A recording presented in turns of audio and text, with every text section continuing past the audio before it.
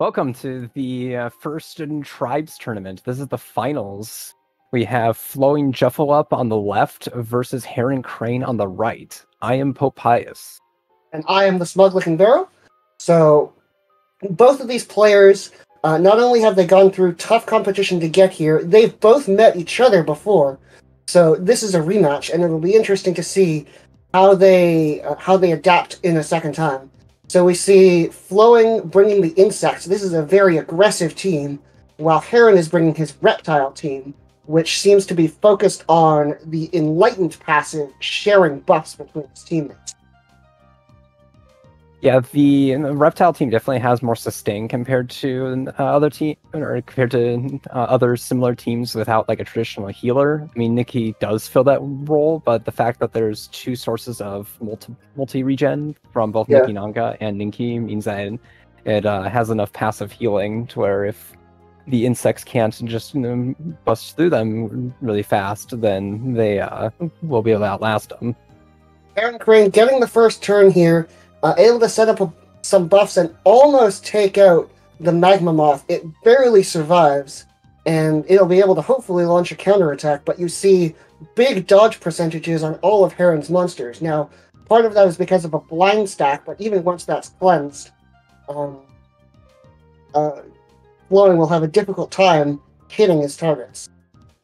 Thankfully, Magma Moth does have some physical attacks. Ninki and Nikki Nanka are both weak to fire but resist magic. So big hit in here, does take out Nikki Nanka on the first turn. That's excellent.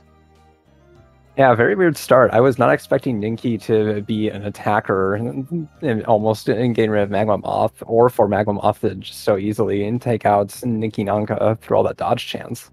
Yeah, big, very big here, because the triple enlightened teams really rely on having all three instances of it so that they can share buffs repeatedly. Now that that's gone, Heron's strategy is a lot worse. But he has brought in Draconor.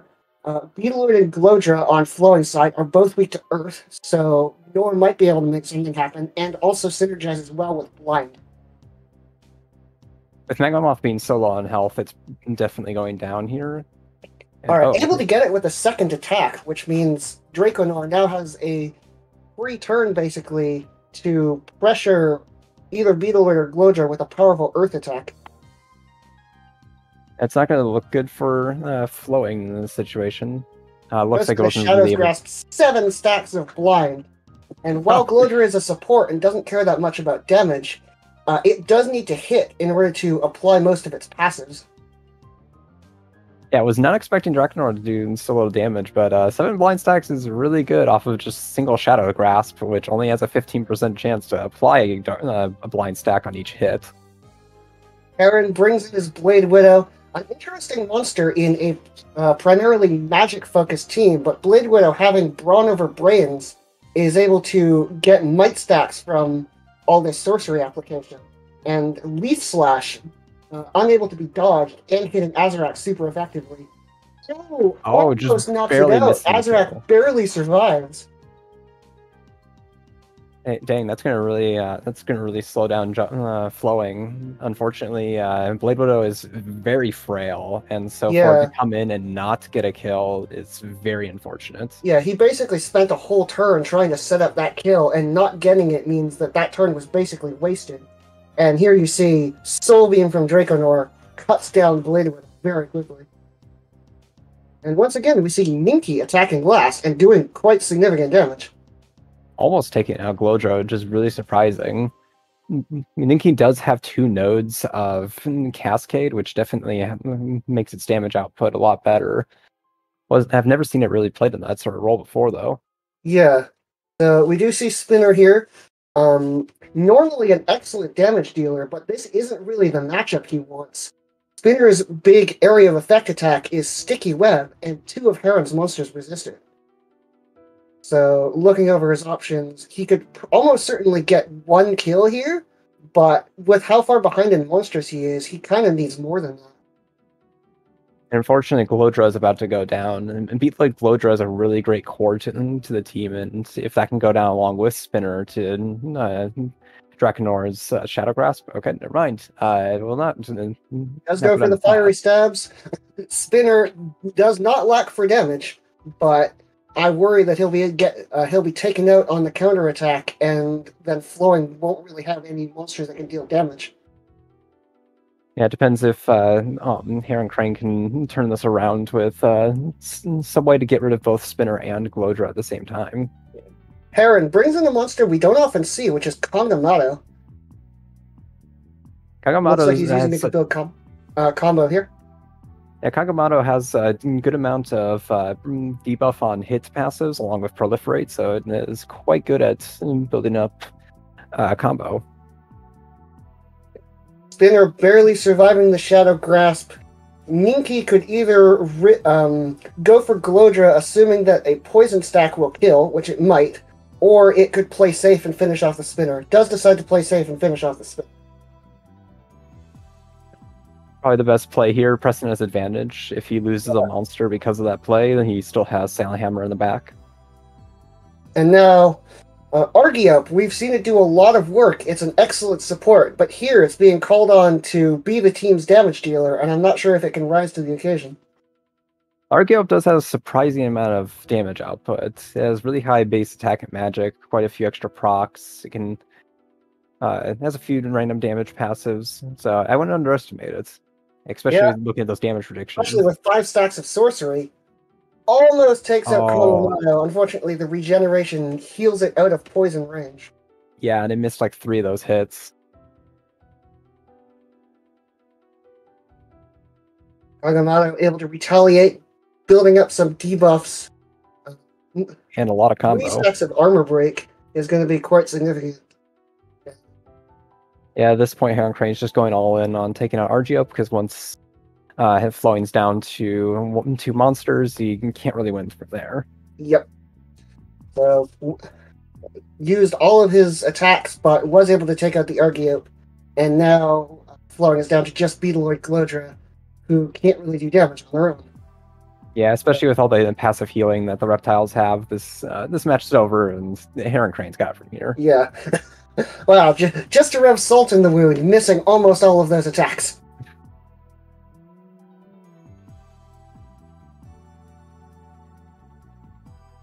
Beetleoid still showing that it is very tanky, but Heron should be able to take it out here.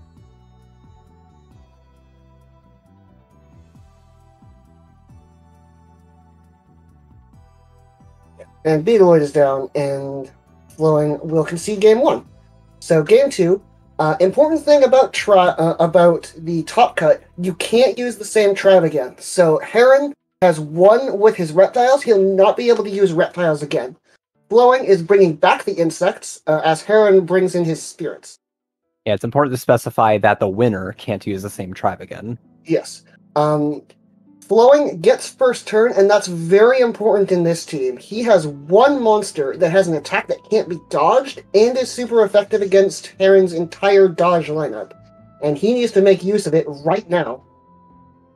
Yeah, that Blade Widow is super important in this matchup. Now, see, typically teams like this would run Changeling and go for double Shroud by imitating Kenko's Shroud. But in this case, just having Spirit World from Azarach and then the Spirit Strength on Frosty along with Kenko is good enough dodge. Yeah, and all the dodge in the world won't help you against Blade Widow because Leaf Slash can't be dodged. Unfortunately, as we've mentioned before, Blade Widow is very weak defensively, so Heron's first priority should be either put so many blind stacks on it that it can't function, or take it out on turn 1. Goes for Glodra instead, and does get it.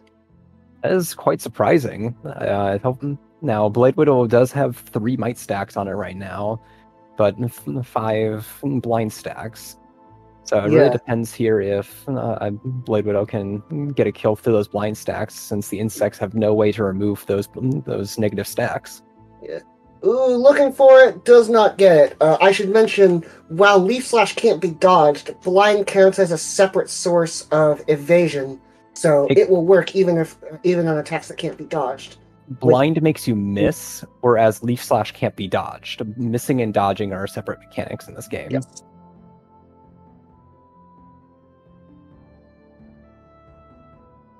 And unfortunately, with that happening, now either Heron can try and repeatedly blind Blade Widow, or in this case, fail to blind it, so he'll have to try and go for the kill. And he does get it. That'll be really important for him in this matchup, and I don't see the insects really recovering from that, unfortunately. They really needed Blade Widow.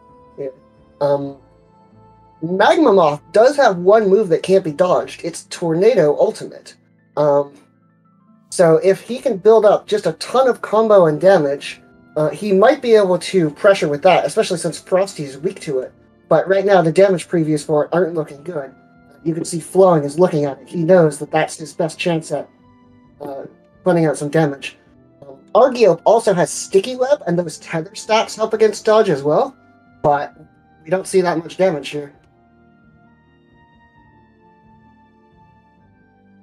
Doesn't help that... Oh, go on. Unfortunately, Megamoth does not have any Earth attacks, and without being able to exploit their weaknesses, is not getting good damage previews, on top of the opposing team's dodge chances being just high enough to make those damage previews look even worse. Yeah, Megamoth really wants to be attacking with fire, and Heron's entire squad right now resists fire.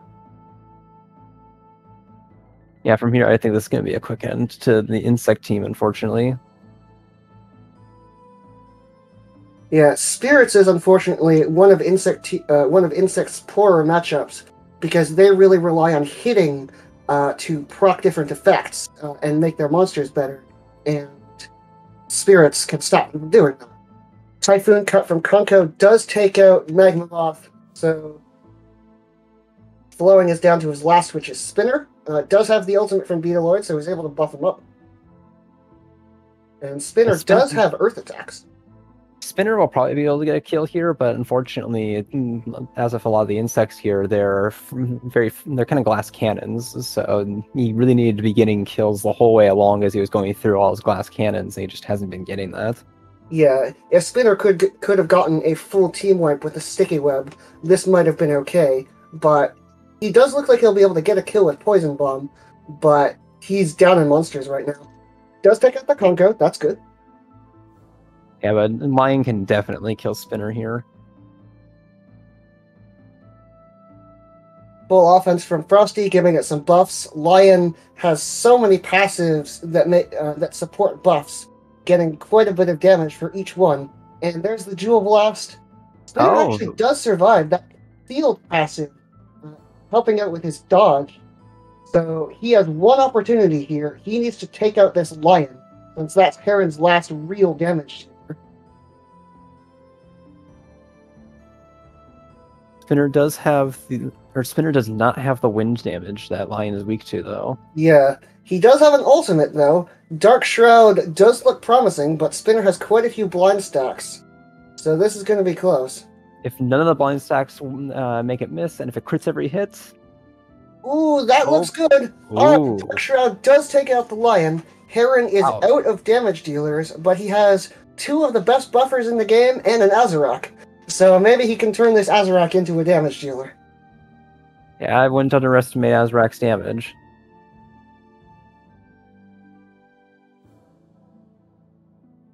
Yeah, this game really turned around.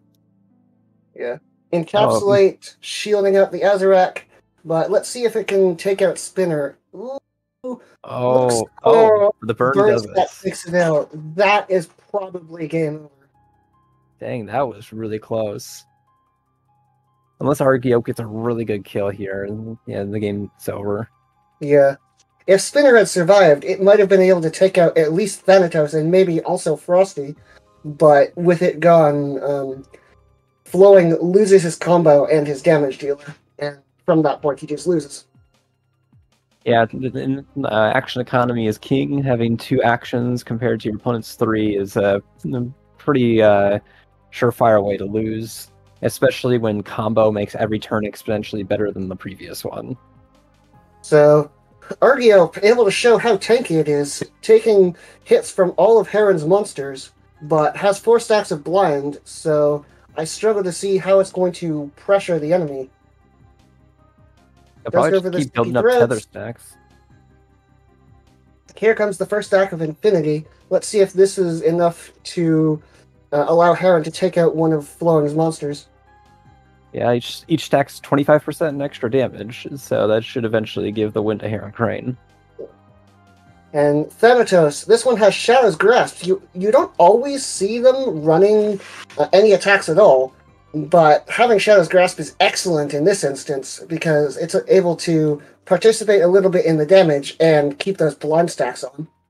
So Argiope has 8 of them, and that is going to stop it from doing any meaningful damage.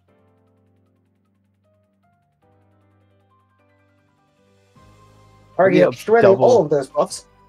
Yeah, double Purify, or double Cleanse, giving each hit and 20% chances to remove a buff. Working out really well. Yep. And 10 stacks of Tether, each one reduces damage by 5%. So that's quite significant damage reduction, but eventually the Infinity stacks will just compensate for that. Getting really good luck with the blind stacks on that Arcane Diffusion. Able to keep Argiope's damage potential low. Beetleoid keeps trying to buff it up. Goes for a Dark Shroud. Not that much damage. Yeah, the spirits are wearing through the insects and shields and health much faster, and keeping their damage output much more neutered. Yeah, this might take a little while, but I don't see Heron losing this game.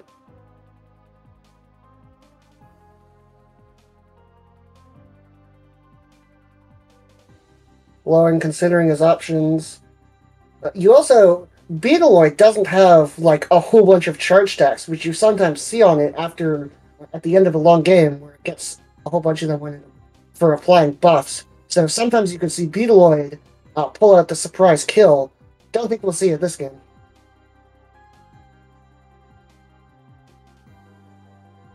Those tether stacks are kind of keeping up with the infinity stacks, which is helping slow things down for flowing. Yeah, they absolutely are, but eventually I think Thanatos, who doesn't have any, will be able to just take out Argiope with a Shadow Grasp. And Azarak doing its best to make sure that Argiope can't contribute any meaningful damage. Also been shredding all the sorcery buffs, so Argiope doesn't have a ton of them. Very interesting to see where this game ended up. It's very rare to see a game really stall out like this. Yeah, especially a game between two aggressive teams. Like, you'd normally expect these games to end quickly one way or another, but I guess when both teams lose all their damage dealers, it can come down to this. Especially with one team having less monsters up than the other. Yeah, if Flowing had any of his damage dealers, this would have been a very different game, but unfortunately with just 2, he's holding out quite well, but he is still very much at a disadvantage.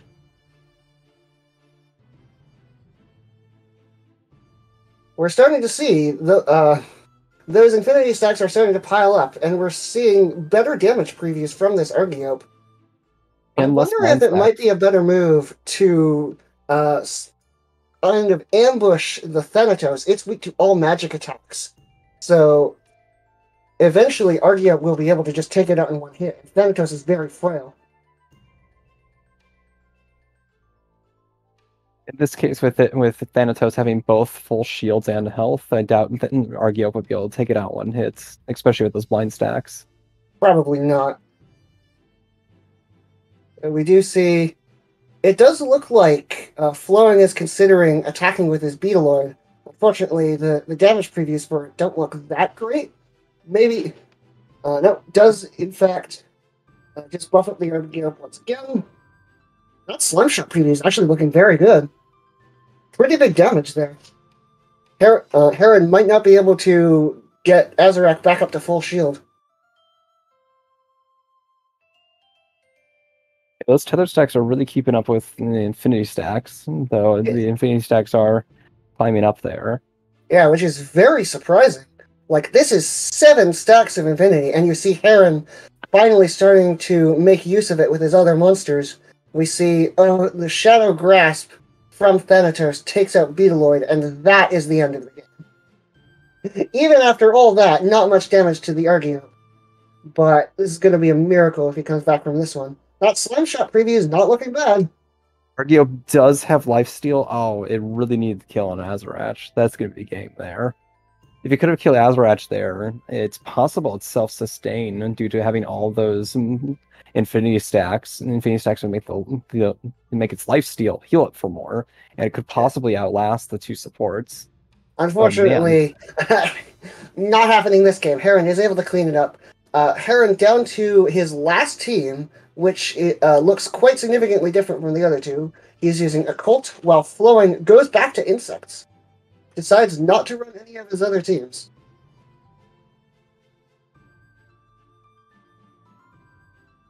So the strategy with that Occult team is using Grummy and Grulu, which we have seen many times throughout these tournaments. Piling on debuffs, building up combo, and building up regen for the team are all just amazing. Yeah. As you can see in the upper right corner, 26 hits for plus 130% damage. Yeah, this is a matchup where going first matters a lot. You see, Grulu was able to get huge combo and almost takes out the Magma Moth with a Bubble Burst. Alright, I assumed that Heron was going to be able to get a KO turn 1, but now that he's not, we'll see what Flowing can do on the counterattack. He might be able to get a full team win. Gosh, those are some good damage previews on Grummy. Being able to get rid of that Grummy-Grulu combo right from the get-go is very big. We see the Solar Blaze, 17 hits, pretty good on its own, and put 3 stacks of sorcery onto that Magma Moth. Oh, so are they looks like it can take out any of them. Decides to go for Elder Gel, procs its Phoenix Affinity, which is good. Always good to have that down, but Heron now gets a full turn, able to attack with all of his monsters again, and Grummy taking advantage of it, going for the Acid Hurricane. 31 hits. Dang, not getting rid of the Grummy there is I don't know, like there's Floyd might be thinking farther ahead and wanting to get rid of all the other monsters than Grummy and Grulu, but gosh, only taking out this Phoenix is a Affinity. Disaster here. Yeah, losing 2 monsters in exchange for Elder Gel's Phoenix Affinity is not worth it. Yeah. Another interesting thing about running Elder Gel specifically, Grummy and Grulu, of course, are both Occult, which means their attacks trigger Elder Gel's blood magic. That's why you saw the couple of bleed stacks on them. Grummy and Grulu don't do the most damage, but every little bit helps, and the blood magic procs are quite powerful. Half of the bleed stacks a monster has are lost every time they deal damage to them. So stacking up lots of bleed stacks can make it so that your bleed stacks that deal more damage are less likely to be lost, and means that they can build up more. So it does offer a source of sort of inevitability that if enough turns go by, eventually enough bleed stacks can be built up in order to get a kill. Yeah, so we see Flowing going for the Shroud there. I think he realizes that the only way he wins this game, realistically, is he needs to get a little bit lucky with the dodge, because he's very far behind. You see... Oh, go on. Yeah, Troll easily come in here and toss a boulder onto the Blade Widow and squash it. Yep. And Blade Widow's gone. Boulder toss, another one of the moves that cannot be dodged. So Blade Widow's goes for the Flurry of Blows, takes out Beetleoid. That's really good as well. Beetleoid is one of the most powerful supports for the insect team, able to get up a bunch of sorcery. Now that's gone. Yeah, I suppose Heron Crane's able to really just push his advantage and take out the Beetloids so that the insect team kind of falls apart. So you'll probably lose a monster due to there being both Spinner and Blade Widow on the field. See the Dark Shroud from Azarac. So used to it. Dark Shroud from Argiope. Air Sickle. Spinner can probably take out... Ooh, can't take it out with a sticky web, though. Gonna have to go for a single target. Even then... Troll. He needs to, everything to crits. Yeah. He clearly was putting in a bunch of effort trying to take out that Grulu, but now he's met with... It might not kill. Looks like it will take out the Troll. Big regen. That's a lot of regen. 5 stacks of regen with Grummy's regeneration shield is barely able to save Troll. And Heron might be able to just win the game at this point. That blind stack. Oh no, there's Age of Purification, so that blind stack was removed from Troll. I was thinking that Troll and Boulder Toss, if it missed due to blind, could give Flowing another chance. But yeah, it is over there. And we do see the flurry of blows from Troll, and Heron is able to take the match. Good game to both players, and hopefully to see you next time at the Monster Sanctuary tournament. Yeah, congratulations to all the people who played on here, and to Heron Crane especially for placing at the top of this tournament.